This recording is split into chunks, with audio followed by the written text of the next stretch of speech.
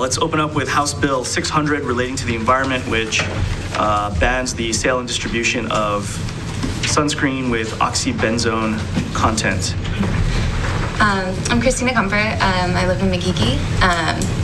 This is actually my first time testifying, so just learning the ropes here. So I'm a coastal research oceanographer at the University of Hawaii. I have a master's degree in biological oceanography, and I work in a lab that looks at biophysical processes in the coastal ocean.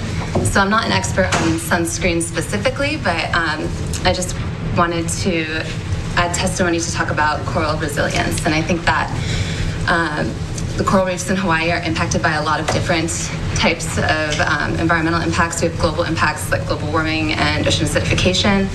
We have more local impacts such as nutrient input into the system, turbidity runoff from poorly managed watersheds, overfishing, and point source pollutions such as oxybenzone washing off of swimmers and surfers into the ocean. And I think that the oxybenzone ban of sales in Hawaii would be an effective way to reduce one of these stressors on our coral reef ecosystems and improve resiliency of the system as a whole as we're trying to tackle all these problems at once.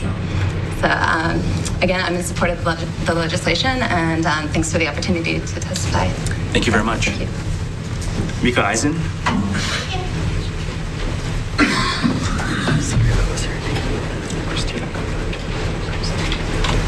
Good morning. Good morning. I'm a senior at the University of Hawaii at Manoa. This is my first time testifying as well.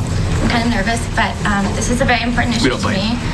I'm from the island of Maui, born and raised, and my first time ever going to the Moluccan Crater was my senior year of high school. It was a class field trip, and it was beautiful, just rainbows of fish all around me. The coral was vibrant and thriving, and I went back 3 years later, and coral bleaching had completely taken over the reef. The bay was basically no fish at all. And I just know that a lot of it had to do with the oxybenzone in the sunscreen. You could see the sheen on the water, and I just think that it's really, really important that we try to ban the product of oxybenzone in the sunscreen. Thank you very much. Thank you. Ariel? Ariel, can you come back up? Was it Ariel or Christina? Christina, could you come back up? Thank you. You mentioned that you've done a lot of work and looked at the coral reef ecosystems. Mm-hmm. And the question that's, I think, in my mind and other people's minds who might hesitate on this is the fact with all the wave action and the ability for the ocean to kind of flush things out, mm-hmm. And take away the fact we have stormwater runoff. Okay, take away other things that might impact coral reefs, like golf courses along, and they use possibly something that might go out and harm them.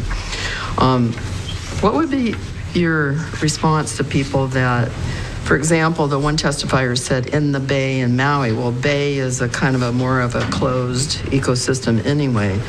So I represent West Hawaii, where we have corals and we don't have bays. Mm-hmm. What would be your argument of people who believe that the ocean can flush and take care of this problem? Well, my response to that would be to reference a couple scientific papers that I saw. I believe that there's a study by Downs et al. In 2015 or 2016 that is showing that even in really open coastal environments, they could still detect oxybenzone in the water even after a full day of no swimmers being present. I also read an interview with the PI of that study, Professor Downs, who he said that they found that just the oxybenzone in the sand was getting pulled into the ocean on each tidal shift. So people are spraying sunscreen, a lot of that's landing on the sand, and then they're finding the highest detections or the highest concentrations of oxybenzone in the water after the high tide is pulling out a little bit and it's bringing all that from the sand. So I think even if there's wave action moving water around, you're still seeing concentrations of oxybenzone, even not in a bay, even in an open coastline, after a full day of no swimmers, even if people are just hanging out on the beach spraying sunscreen. So, okay, all right. Thank you very much. Thank you. Any further questions? Sure, real quick. Rep Kong. Excuse me. Thank you very much for your testimony. Real quickly, have you done any studies yourself on oxybenzone? No, I haven't studied myself on oxybenzone. I've done a pretty thorough literature review. I've been working with Surfrider Foundation, and I did a scientific literature review for them, but I haven't done studies myself. And just one more quick question. Do you know who's funding a lot of these studies? I don't know. I don't know the source of funding for the studies. Okay. Thank you, Chair. Further questions? Sure. Vice Chair Lowen. Okay, I have a quick question for you and then a question for Hawaii Food Industry Association.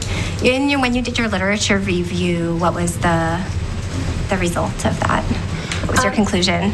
The main conclusion is that even really small trace amounts of oxybenzone in the water can cause deformity in coral larvae. It can cause coral bleaching by interacting directly with coral's symbiotic zooxanthellae, and this is at really, really small concentrations of micrograms per liter. So these are really low detection limits, and these are the same levels that are being found currently in waters in Hawaii, in places like Hanauma Bay that are embayments, and also places on, they also did some work on Maui and West Maui, where it's more open, and yeah, they found those concentrations. So your opinion, like as a scientist, is when you reviewed the studies and the data, was that the results are fairly conclusive that oxybenzone does cause damage? Yeah, every study I found looking at oxybenzone impacts on corals was found similar types of damage, and I thought that it was conclusive. Okay. Yeah. Thank you. And then Hawaii Food Industry Association.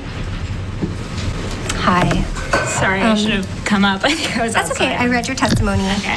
And I just want to clarify, because in your testimony it says that there's no, you claim that there's no equally effective alternative. And I, kind of extensively looked this up to the, in the amount of time we had on the web, and it seems like there are a lot of equally effective alternatives. I mean, to me it seems like just blatantly that is incorrect statement in your testimony. So I think what our testimony had said that there were 2 ingredients approved by the FDA for both UVA and UVB, and oxybenzone is one of them. Okay. And the other one is, I don't know, can I bring up Carlos, because he actually knows more about. Sure. And we have, I have a list here. It was something that was sent out during the Ironman of alternative sunscreens, and it includes brands like Banana Boat and Neutrogena and ones that we see all the time. It's not just like things you would buy in the natural food store. Right, And yes. a lot of them, interestingly, are products that are made for babies, because there's So it's like additional the zinc concerns oxide. Yeah. that oxybenzone has negative impacts on human health as well. So, I mean, your testimony, when I read your testimony, which unless I read it incorrectly, said there's no effective alternative. I just thought that was incorrect. No, it says that there are 2 ingredients approved by the FDA for UVA and UVB, and the other one I believe is zinc oxide, which is a little bit harder to rub into the skin, maybe for everyday use. So, I mean, a lot of people would use like a product that they believe is like a sheer product that they can wear like every day, and so that's kind of why oxybenzone is in 70% of the non-physical based sunscreens, because it's easier for people to wear every day. It's because it's clear and easy to rub in. So that's why it's like one of the ingredients that is used a lot in combination with other ingredients, because it serves as sort of like a stabilizing property. And not necessarily when people are going in the water either, when people are just going to work every day and trying to avoid UVA, UVB, like in the car or through a window in their office, so. But there are other effective alternatives. Yeah, so that for Thank the you. UVA, UVB, Thank you. There's one other, yeah. Further questions? If not, let me just real quick, Department of Health. You're testifying you support the intent of the bill banning sale and distribution,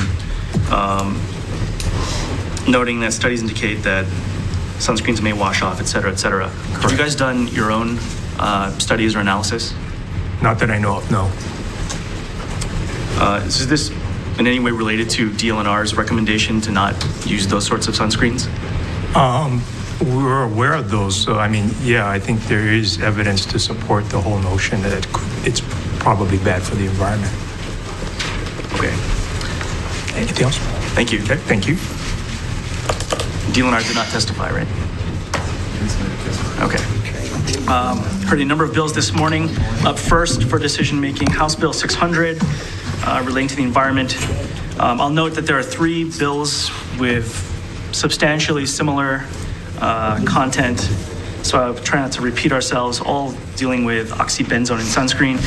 Noting that the support from the Department of Health, noting also some of the concerns that have been raised, did want to move this on to the Committee on Consumer Protection for further discussion, and note in the committee report that it'd be great to have further information from both DOH as well as DLNR. To keep an eye out for that. Also, we'll be defecting the effective date to January 28th, 2081, and passing it off to the next committee. Any questions on that one? If not, Vice Chair. Sorry. Voting on House Bill 600, recommendation is to pass with amendments. Chair and Vice Chair vote aye. Rep. Cullen? Aye. Rep. Evans? Aye. Rep. Ichiyama? Aye. Rep. Kong? No. Rep. Say? Aye. Rep. Yamane? Aye. And Rep. Fukumoto excused. Chair recommendation is adopted. Thank you.